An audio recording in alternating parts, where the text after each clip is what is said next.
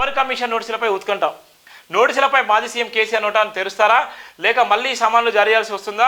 ఇప్పటికే పీకల్లోతు కష్టంలో ఉన్నటువంటి కేసీఆర్ పవర్ కమిషన్ నోటీసులపై ఇప్పుడు కూడా కేసీఆర్ నోటీసులు అందిన నేపథ్యంలో ఆయన ఇప్పటికే భయంకరమైన నేపథ్యం ఉంది. ప్రభుత్వం ఓడిపోయినప్పటికీ ఎంపీ సీట్లలో కూడా మొత్తం పూర్తిగా ఆయన చేసినటువంటి అరాచకాలు, ఆయన చేసినటువంటి నియంత పాలన, ఆయన జీవితాన్ని ఆగం చేసిన నేపథ్యం ఉంది. 9 సంవత్సరాలు గడగడలాడించినటువంటి తెలంగాణ రాష్ట్రాన్ని ఈరోజు అయితే ఇవాళ చెప్పగానే చెప్పొచ్చు, ఇవాళ కనీసం మందరించే వాళ్ళు లేరు, ఇవాళ ప్రశ్నించే వాళ్ళు కూడా లేరనే నేపథ్యం ఉంది.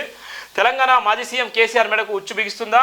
తెలంగాణ విద్యుత్ కొనుగోలు కొత్త ప్రాజెక్టు నిర్మాణ టెండర్లపై ఎల్ నరసింహారెడ్డి కమిషన్ బీఆర్ఎస్ అధ్యక్షుడు మాజీ సీఎం కేసీఆర్కు జారీ చేసిన నోటీసులపై ఆయన ఏం సమాధానం చెప్తున్నారు? ఎల్ నరసింహారెడ్డి కమిషన్ కేసీఆర్కి ఇచ్చిన నోటీసుల గడువు నేటి రేపటితో ముగియనున్న నేపథ్యంలో కేసీఆర్ ఏం నిర్ణయం తీసుకోబోతున్నారు అన్నది ఇప్పుడు తెలంగాణలో చర్చనీయంగా మారింది. పెద్దిరెడ్డికి చెక్ పెడుతున్న చంద్రబాబు ఏపీ ఏఎండీసీ స్కామ్ విచారణకు కమిటీ కేసీఆర్కి పవర్ కమిషన్ నోటీసులు. తెలంగాణ మాజీ సీఎం కేసీఆర్కి ఇప్పటికే పీకల్లోతు కష్టాల్లో ఉన్నారు. ఇక ఇదే సమయంలో power commission chief justice L Narasimhareddy commission BRS అధ్యక్షుడు కేసీఆర్ను విద్యుత్ కొనుగోలుపైన, కొత్త ప్రాజెక్టుల నిర్మాణ టెండర్లపైన వివరణ కోరింది. అయితే పార్లమెంట్ ఎన్నికలకు ముందే కేసీఆర్కు కమిషన్ నోటీసులు జారీ చేసింది.